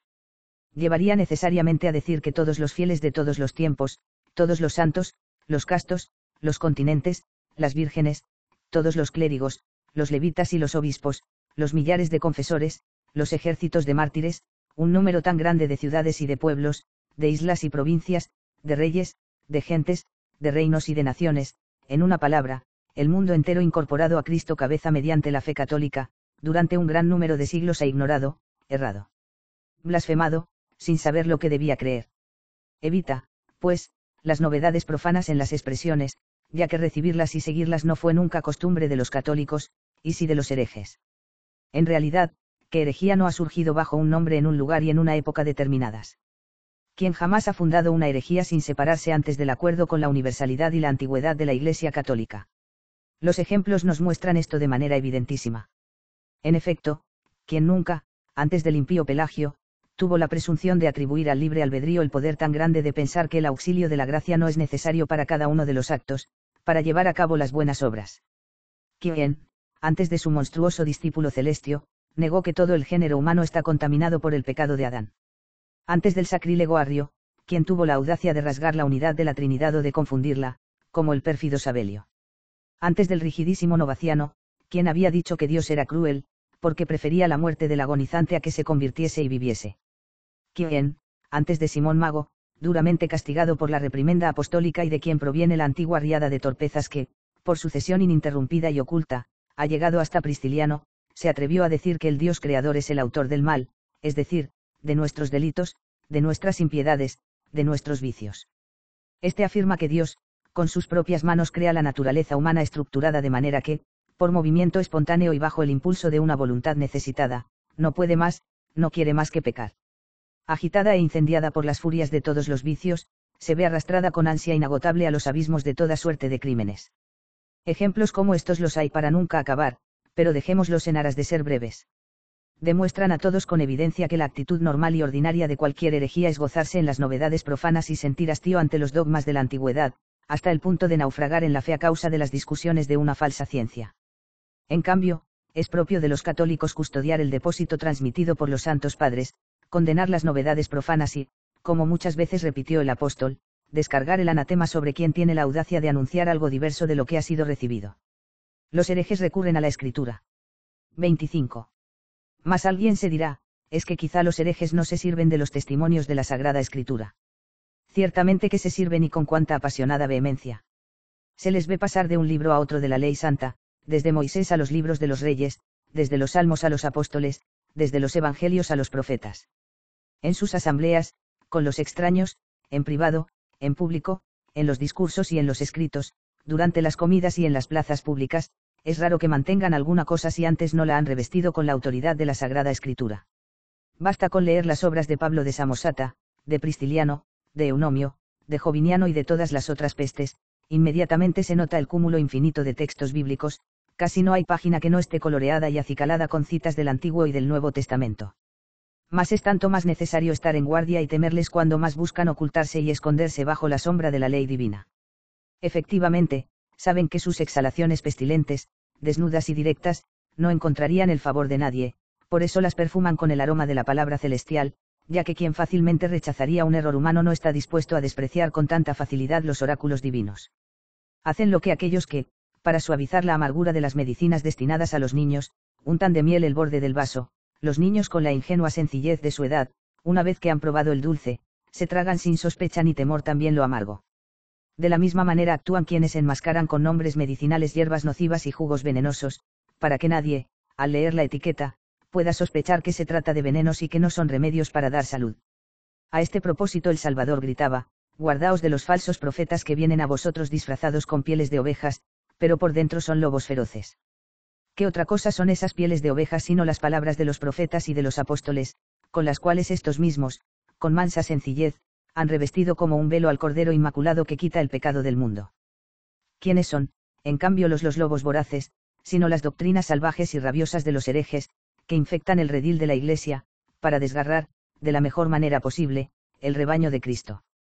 Para sorprender más fácilmente a las incautas ovejas, enmascaran su aspecto de lobos, aunque conservando su ferocidad, arropándose con frases de la ley divina como con un velo, con el fin de que, al sentir la blandura de la lana, las ovejas no sospechen de sus dientes agudos. Pero, ¿qué nos dice el Salvador? Por sus frutos los conoceréis. Es decir, cuando ya no queden satisfechos con citar y predicar las palabras divinas, sino que empiecen a explicarlas y a comentarlas, entonces se pondrá de manifiesto su amargura, su aspereza y su rabia, entonces se esparcirá un nuevo hedor y aparecerán las novedades impías, entonces se verá por primera vez el seto arrancado y trasladados los linderos puestos por los padres, ultrajada la fe católica y el dogma de la Iglesia hecho pedazos. Personas de esta ralea eran las fustigadas por el apóstol en su segunda carta a los Corintios. Estos falsos apóstoles son operarios engañosos, que se disfrazan de apóstoles de Cristo. ¿Qué significa? Se disfrazan de apóstoles de Cristo. Los apóstoles citaban textos de la ley divina, y aquellos hacían lo mismo, los apóstoles se apoyaban en la autoridad de los salmos y de los profetas, y aquellos lo mismo. Pero cuando empezaron a interpretar de manera diferente los mismos textos, entonces se distinguieron los sinceros de los falsarios, los genuinos de los artificiales, los rectos de los perversos, en una palabra, los verdaderos apóstoles de los falsos. Y no es de extrañar, explica San Pablo, pues el mismo Satanás se transforma en ángel de luz. Así no es mucho que sus ministros se transfiguren en ministros de justicia. Según la enseñanza del apóstol, cada vez que los falsos apóstoles, los falsos profetas, los falsos doctores citan pasajes de la ley divina con los cuales, interpretándolos mal, intentan apuntalar sus errores, no cabe duda de que siguen la táctica pérfida de su autor y maestro, el cual ciertamente no la habría usado, si no hubiera comprendido que no hay mejor camino para inducir a engaño a los fieles, que introducir fraudulentamente un error cubriéndolo con la autoridad de las palabras divinas. La escritura en boca de Satanás. 26. Alguien podría quizá preguntar, ¿cómo se explica que el diablo utilice las citas de la Sagrada Escritura? No tiene más que abrir el Evangelio y leer. Encontrará escrito: entonces el diablo lo tomó, se trata del Señor, del Salvador, y lo puso sobre lo alto del templo y le dijo: si eres el Hijo de Dios, échate de aquí abajo, pues está escrito: te he encomendado a los ángeles, los cuales te tomarán en sus manos para que tu pie no tropiece con ninguna piedra. ¿Qué no hará a los pobres mortales el que tuvo la osadía de asaltar, con testimonios de la Escritura, al mismo Señor de la Majestad? Si tú eres el Hijo de Dios, le dijo, échate de aquí abajo. ¿Por qué? Porque está escrito. Debemos prestar la más grande atención a la doctrina aquí expuesta y retenerla bien en nuestras mentes, para que, puestos en guardia por la autoridad de un ejemplo evangélico tan grande, no dudemos ni por un instante que es el diablo quien habla por boca de quienes veremos que citan contra la fe católica pasajes de los apóstoles o de los profetas. Entonces era la cabeza quien hablaba a la cabeza, ahora son los miembros quienes hablan a los miembros, es decir, los miembros del diablo a los miembros de Cristo, los renegados a los fieles, los sacrílegos a los hombres piadosos, los herejes a los católicos. ¿Pero qué es lo que dicen? Si tú eres el Hijo de Dios, échate de aquí abajo. O sea, si quieres ser realmente hijo de Dios y recibir la herencia del reino celestial, tírate abajo desde lo alto de la doctrina y de la tradición de esta Iglesia sublime, templo de Dios. Y si uno pregunta a cualquier hereje que quiere persuadirlo de la verdad de esto, ¿en qué pruebas te fundas para afirmar que yo debo abandonar la fe antigua y universal de la Iglesia católica? Inmediatamente responderá: está escrito, y sin más amontonará 1000 testimonios, 1000 ejemplos, 1000 argumentos con los cuales, interpretados de nueva y mala manera, intentará precipitar el alma del desgraciado desde lo alto de la roca católica al abismo de la herejía. Pero es con las promesas que ahora vamos a decir con las que los herejes acostumbran a engañar, con un arte que es una verdadera maravilla, a quienes no están prevenidos. Efectivamente, osan prometer y enseñar que en su iglesia, es decir, en el conventículo de su secta, está presente una gracia de Dios extraordinaria, especial, absolutamente personal, y es de tal clase que sin fatiga, sin esfuerzo, sin ansiedad alguna, incluso aunque no pidan, ni busquen, ni anhelen, todos los que forman parte de su número obtienen de Dios esa ayuda, hasta el punto de que son llevados por manos de ángeles y custodiados por su protección, sin que su pie tropiece nunca con una piedra, o sea, sin sufrir escándalo. ¿Cómo vencer las insidias diabólicas de los herejes? 27. Después de todo lo que llevamos dicho, es lógico preguntar, si el diablo y sus discípulos pseudoapóstoles, pseudoprofetas, pseudomaestros y herejes en general acostumbran a utilizar las palabras, las sentencias, las profecías de la Escritura, cómo deberán comportarse los católicos, los hijos de la Madre Iglesia. ¿Qué deberán hacer para distinguir en las Sagradas Escrituras la verdad del error?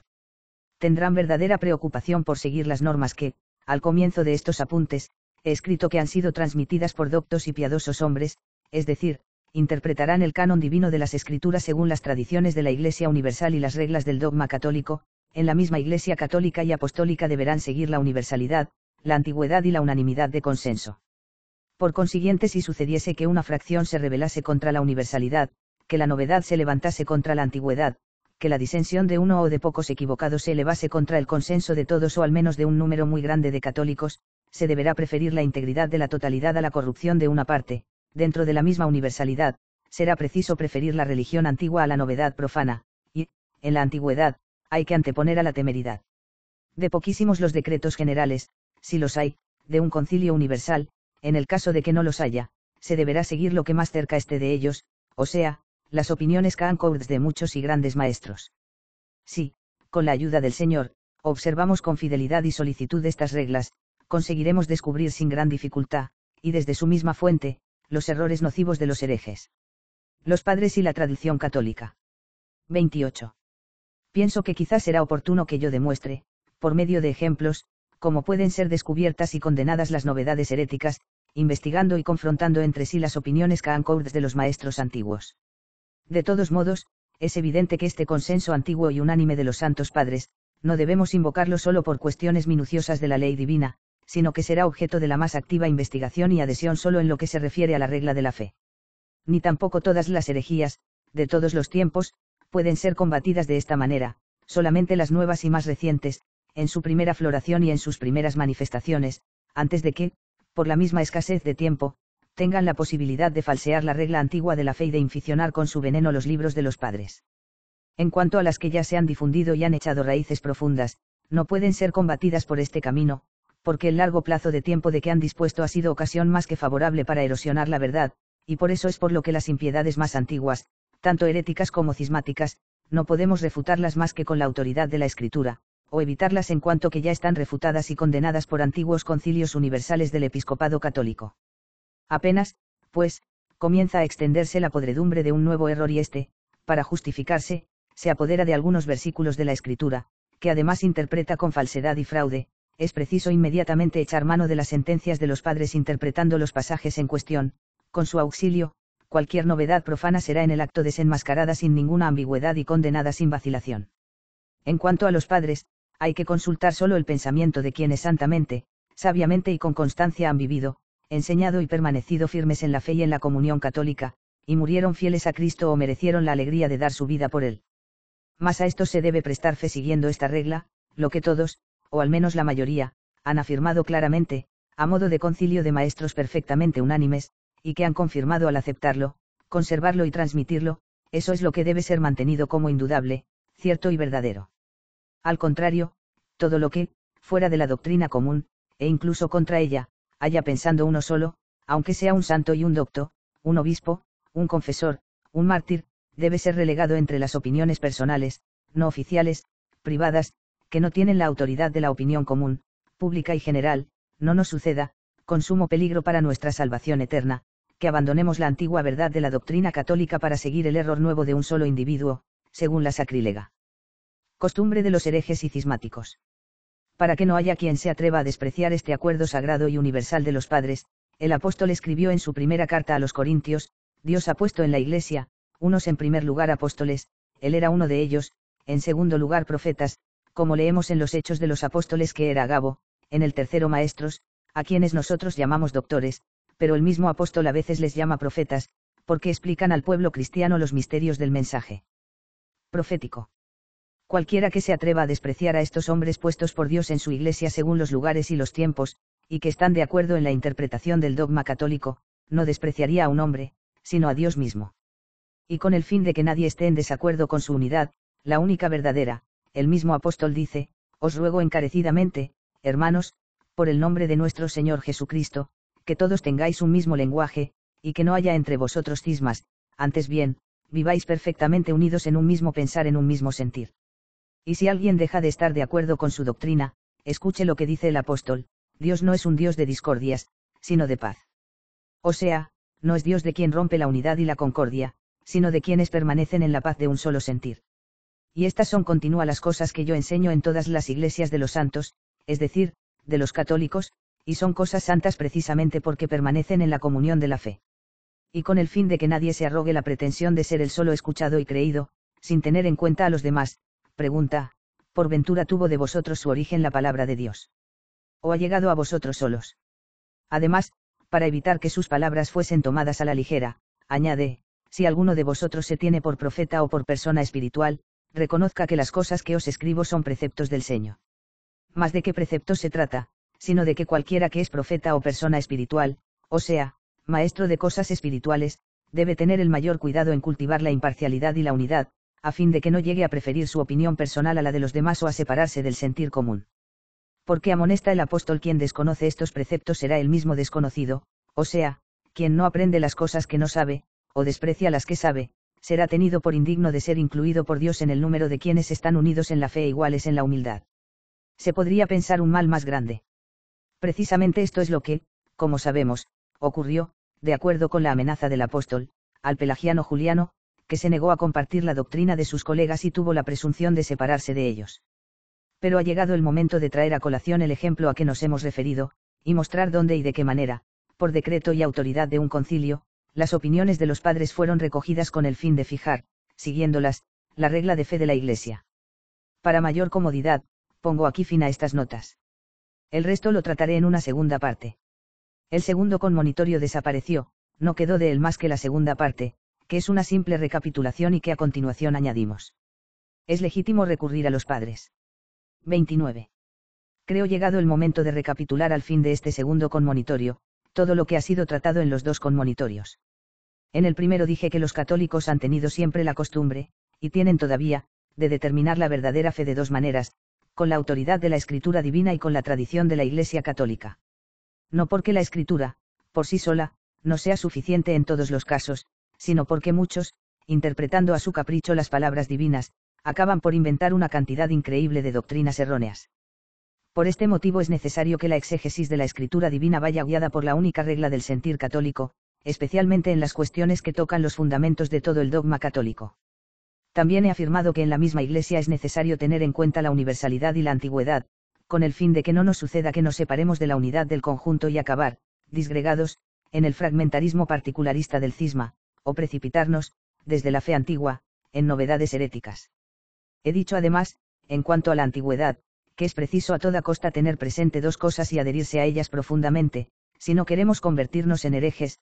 Primero, ver si ha habido antiguamente algún decreto por parte de todos los obispos de la Iglesia católica, emanado bajo la autoridad de un concilio universal. Después, en el caso de que surja una cuestión nueva, en torno a la cual no se encuentre nada definido, recurrir a las sentencias de los padres, pero solo a aquellos que, por haber permanecido, en su tiempo y lugar, dentro de la unidad de la comunión y de la fe, se han convertido en maestros probados. Todo lo que se encuentre que ha sido por ellos mantenido con unanimidad de sentir y de consenso puede ser sometido sin temor alguno como expresión de la verdadera fe católica. ¿Cómo habría podido parecer que yo afirmaba estas cosas por mi propia cuenta, más que basándome en la autoridad de la Iglesia? Me he referido al ejemplo del Santo Concilio habido hace 3 años en Efeso, en Asia, bajo el consulado de los preclaros Vaso y Antíoco. En el curso de las discusiones que allí se tuvieron para establecer la regla de la fe, con el fin de evitar que una novedad impía se insinuase del mismo modo que se llevó a cabo la perfidia de Rimani, pareció a todos los obispos, reunidos en número de casi 200, que el mejor procedimiento, el más católico y el más conforme a la fe, era el de remitirse a las sentencias de los santos padres, algunos de los cuales eran mártires, otros confesores, con tal que de todos ellos hubiera constancia de que habían sido obispos católicos y que habían perseverado como tales. Fortalecidos por su consenso, fue confirmada por decreto, en debida forma y solemne, la antigua fe, y condenada la blasfemia de la nueva impiedad. A la luz de este procedimiento, y con todo derecho y merecidamente, el impío Nestorio fue juzgado de estar en desacuerdo con la antigüedad católica, y el bienaventurado Cirilo en comunión con la santísima fe antigua. Para que nada faltase a la fidelidad de los hechos que he narrado, proporcioné también los nombres y el número de los padres, aunque se me haya olvidado el orden, de conformidad con cuya sentencia unánime fueron interpretadas las palabras de la Sagrada Escritura, y fue confirmada la regla de la fe divina. Pienso que no será superfluo que la vuelva a recordar, para refrescar mi memoria. Los padres citados en Efeso. 30. He aquí, pues, los nombres de aquellos cuyos escritos fueron citados en aquel concilio como jueces y testigos. San Pedro, obispo de Alejandría, doctor insigne y mártir; San Atanasio, obispo de la misma ciudad, maestro fidelísimo y confesor eximio; San Teófilo, también el obispo de Alejandría, célebre por su fe, vida y ciencia; su sucesor, el venerable Cirilo, que actualmente ilustra la Iglesia alejandrina. Y para que no se pensara que aquella era la doctrina de una sola ciudad o de una sola provincia, se recurrió también a las celebérrimas luminarias de Capadocia: San Gregorio, obispo de Nizancio y confesor; San Basilio, obispo de Cesarea de Capadocia y confesor; el otro Gregorio, obispo de Nisa, por fe, costumbres y sabiduría realmente digno de su hermano Basilio. Además, para demostrar que no solo Grecia y Oriente, sino también Occidente, el mundo latino, había mantenido siempre la misma fe, fueron leídas algunas cartas de San Félix Mártir y de San Julio, obispos de la ciudad de Roma. Pero no solamente la cabeza del mundo, también las partes secundarias proporcionaron su testimonio a aquella sentencia. De los meridionales fue citado el beatísimo Cipriano, obispo de Cartago y mártir; de las tierras del norte, San Ambrosio, obispo de Milán y confesor. Estos fueron los que en Efeso, según el número sagrado del Decálogo, fueron invocados como maestros, consejeros, testigos y jueces. Manteniendo su doctrina, siguiendo su consejo, creyendo su testimonio, obedeciendo su juicio, aquel santo sínodo se pronunció sobre las reglas de la fe, sin odio, presunción ni condescendencia alguna. Sin duda se habría podido citar un número mayor de padres, pero no fue necesario. No era, en efecto, conveniente ocupar el tiempo en una multitud de textos, desde el momento en que nadie dudaba de que la opinión de aquellos 10 era la de todos los demás colegas. El Concilio de Efeso proclama la fe antigua. 31. Además, he consignado las palabras del bienaventurado Cirilo, tal como están contenidas en las mismas actas eclesiásticas. Ellas refieren que, apenas fue leída la carta de Capreolo, el santo obispo de Cartago, quien no pedía ni deseaba más que se rechazase la novedad y se defendiese la antigüedad, tomó la palabra el obispo Cirilo. No parece inútil que cite aquí de nuevo sus palabras. Según está escrito al final de las actas, él dijo: la carta del venerando y religiosísimo obispo de Cartago, Capreolo, que nos ha sido leída, debe ser incluida en las actas oficiales. Pues su pensamiento es clarísimo, quiere que sean confirmados los dogmas de la antigua fe y reprobadas y condenadas las novedades inútilmente escogitadas e impíamente predicadas. Todos los obispos lo aprobaron con grandes voces; esas palabras son las nuestras, expresan el pensamiento de todos nosotros, este es el voto de todos. ¿Cuáles eran, pues, las opiniones de todos? ¿Cuáles los deseos comunes? Que se mantuviese todo lo que había sido transmitido desde la antigüedad y se rechazase lo que recientemente se había añadido. He admirado y proclamado la humildad y la santidad de ese concilio. Los obispos reunidos allí en gran número, la mayor parte de los cuales eran metropolitanos, poseían una tal erudición y doctrina, que podían casi todos discutir acerca de cuestiones dogmáticas, y el hecho de encontrarse todos reunidos habría podido animarles y afirmarles en su capacidad para deducir por sí mismos. No obstante, no tuvieron la osadía de introducir ninguna innovación, ni se arrogaron ningún derecho. Al contrario, se preocuparon por todos los medios de transmitir a la posteridad solamente lo que habían recibido de los padres. Con el fin no solo de resolver bien las cuestiones del presente, sino también de ofrecer a las generaciones futuras el ejemplo de cómo se deben venerar los dogmas de la antigüedad sagrada y condenar las novedades impías. También he impugnado la criminal presunción de Nestorio, que se ufanaba de haber sido el primero y el único en comprender la Sagrada Escritura, tachando de ignorantes a todos aquellos que, antes de él, investidos del oficio del magisterio, habían explicado la palabra divina, o sea, a todos los obispos, a todos los confesores, a todos los mártires. Algunos de estos habían explicado la ley de Dios, otros habían aceptado las explicaciones que les habían dado y les habían prestado fe. En cambio, según el parecer de Nestorio, la Iglesia se había equivocado siempre, y continuaba equivocándose por haber seguido, según él, a doctores ignorantes y heréticos. Intervenciones de Sisto III. Y de Celestino I. Contra las innovaciones impías. 32. Aunque todos estos ejemplos son más que suficientes para destrozar y aniquilar las novedades impías, sin embargo, para que no pueda parecer que falta alguna cosa a tan gran número de pruebas, añadí al final 2 documentos de la sede apostólica, uno del Santo Papa Sisto, que en la actualidad ilustra la Iglesia de Roma, y el otro de su predecesor de feliz memoria, el Papa Celestino. He creído necesario reproducir aquí también estos 2 documentos. En la carta que el Santo Papa Sisto envió al obispo de Antioquía a propósito de Nestorio, le escribía: puesto que el apóstol ha dicho que una es la fe, Siefar. Efes 4, s, la fe que se ha impuesto abiertamente, creamos lo que debemos hablar y prediquemos lo que debemos mantener. Queremos saber qué es lo que debemos creer y predicar. Oigamos lo que sigue diciendo: nada le es lícito a la novedad, porque nada es lícito añadir a la antigüedad. La fe límpida de nuestros padres y su religiosidad no deben ser enturbiadas por ninguna mezcla de cieno. Sentencia verdaderamente apostólica, que describe la fe de los padres como limpidez cristalina y las novedades impías como mezcla de cieno. En el Papa Celestino encontramos el mismo pensamiento. En la carta que envió a los obispos de las Galias, les reprocha que, de hecho, estaban en connivencia con los propagadores de novedades, en cuanto que su silencio culpable venía a envilecer la fe antigua y permitía, por consiguiente, que se difundieran las novedades impías. Con toda razón dice, debemos considerarnos responsables, si con nuestro silencio favorecemos el error. Estos hombres deben ser reprendidos, no tienen la facultad de predicar libremente.